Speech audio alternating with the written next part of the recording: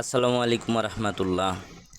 DHMS homeopathy যারা করতেছেন তাদের কিন্তু প্রচুর লেখাপড়া করতে হয় ভাই। সব সময় পড়ার ওপরেই থাকতে হয়। অ্যানাটমি ফিজিওলজি এই সম্পর্কে জ্ঞান রাখা মানে বাঞ্ছনীয়, আপনাদের রাখতেই হবে ভাই।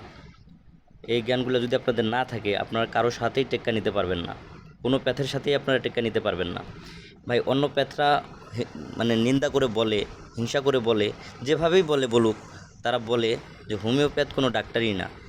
যারা ডিএসএমএস করছে তারা নামের আগে ডাক্তার লিখতে পারে না, পারবে না, তাদের লেখার অধিকার নাই, এই সেই নানান কথা তারা বলে যায়।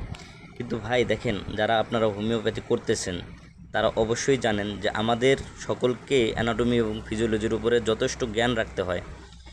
যদি অ্যানাটমি ফিজিওলজির উপর আমরা যদি জ্ঞান রাখতে না পারি, আমরা বুঝতে পারবো না যে কোনটা সার্জিক্যাল কেস আর কোনটা মেডিসিনই সারে যাবে। যেহেতু সার্জিক্যাল কেস যদি হয়ে যায় সেক্ষেত্রে আমরা সেটা হ্যান্ডেল করি না, সেটা আমরা সার্জারিতে পাঠাই দিই যে আপনার এটা সার্জিক্যাল কেস, এটা সার্জারি ছাড়া হবে না, আপনি চলে যান, অপারেশন করতেই হবে আপনাকে। কেন? তা আমরা যদি এটা বুঝতে পারি তো আমরা অবশ্যই ডাক্তার লেখার আমাদের অধিকার আছে, আর সেটা থাকবে ইনশাল্লাহ। আপনারা কেউ টেনশন করবেন না। সবাইকে ধন্যবাদ।